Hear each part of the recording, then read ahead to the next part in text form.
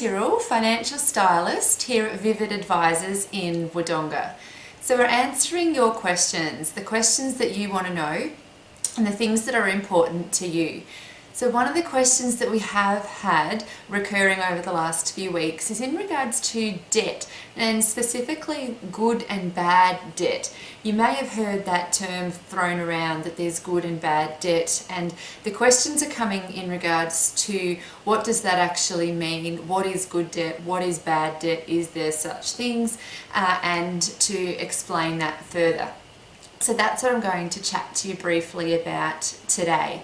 So first and foremost, there is no good debt if it's not affordable. So debt can only be good if it's affordable to your individual circumstances and it meets your goals and objectives. Otherwise, really, no debt is good debt to have. When we're talking about bad debt, we're generally talking about debt that either has no tax deductibility to it, so it has no tax benefits, or the money has been borrowed to purchase an asset that is depreciating or decreasing in value. So a fantastic example of bad debt is credit cards. Credit cards are the worst kind of debt. They're the red devil kind of debt. And credit cards can actually be used quite effectively, and we do see this quite commonly these days, but we also see it more so. People can't control the credit cards and don't know how to use them effectively, so therefore do end up in trouble. If you're going to use a card effectively, the most important things are to pay it off in full every month. So you get your bill at the end of the month for how much is on your credit card statement, and you pay off the whole thing every single month. That then may have benefits of receiving points on your card or discounts on other things that the bank offers.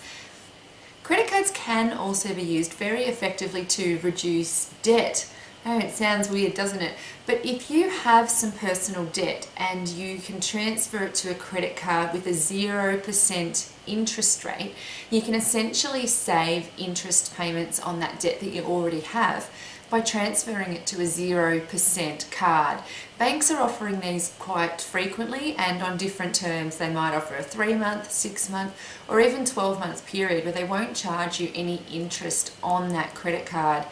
So really important that you make sure first and foremost that you cut up the first card. So if you transfer debt across to a credit card, eliminate the opportunity to use that previous card or that previous source at all, so that you don't end up with 2 cards, you only end up with 1. So you've removed that other debt, you now have 1 card that has a 0% interest rate on it, and work out, if it's a 6-month period for example, how much do you have to pay off every month in that 6 months to clear the debt fully. You don't want to get to the end of that interest-free period and still have debt on the card. You're just going to end up back to where you were, where you're paying higher interest rates on those amounts. So cards can be used effectively, but it's really, really important that you have the control over these and they don't take over and you end up back where you were and with more cards and essentially possibly even in a worse situation than what you were. Another thing about credit cards that I want to mention is the minimum payments that are stated on the statements that you'll receive. This can be quite a catch. If you only pay the minimum amount on these statements, you will essentially take forever to pay off that debt. This is just a very good way that the banks are making more money out of you. If you have a look on the statements now, the banks are required to actually include a statement of, if you were to only pay the minimum amounts on this debt, it will take you X amount of months, years to pay this debt off. So if you only pay the minimum amounts, you are continually paying interest to the bank and making money for them. So don't just pay the minimum amounts off your cards. Pay off as much as you can afford and clear that debt sooner, because the longer you have the debt, the more money it's costing you and the more interest you're paying to the bank.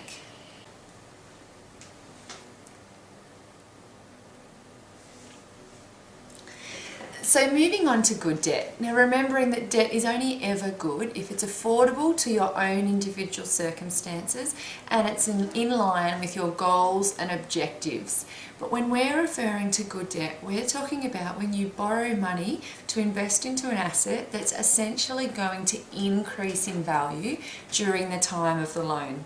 So the most common example is when you borrow money to buy a home. You use some of your money, you borrow the rest from the bank, and over the term of the loan, the value of your property should have increased at the end of that time. So therefore that is the profit that you've made and your investment has increased.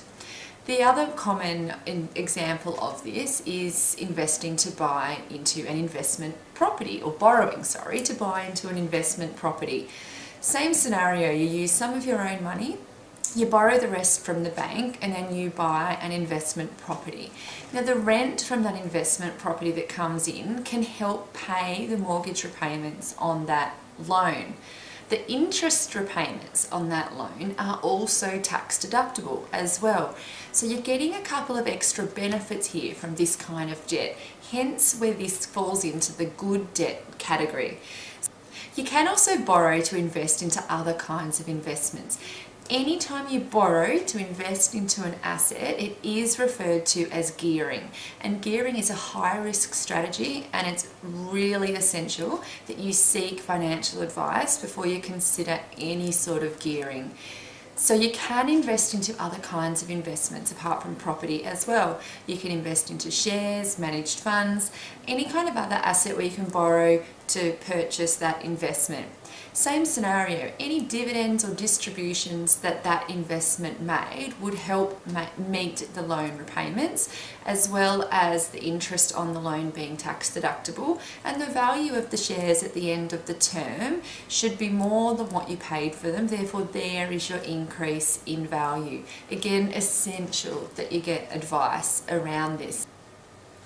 So to recap, bad debt is where you've borrowed money against an asset that's going to depreciate in value, or you just owe money against something that has no asset attached to it. Good debt, on the other hand, is where you have used the money to buy something that's going to increase in value, therefore you're going to be better off in the long term. So I hope this has cleared it up for you a little bit, and please, if you have any questions, let us know and we will be more than happy to help you with that. I'm going to do another video in regards to debt, and specifically in tips to reduce debt. A few other questions that we've had around how to reduce debt and the best way to eliminate that as quick as possible. So we are going to be addressing that, as well as lots of other questions that we've had submitted. So stay tuned, and please share this video with anyone who you think may benefit from it. I'd like to receive our notifications on Facebook so that you are notified each time we post a video, and look forward to seeing you soon.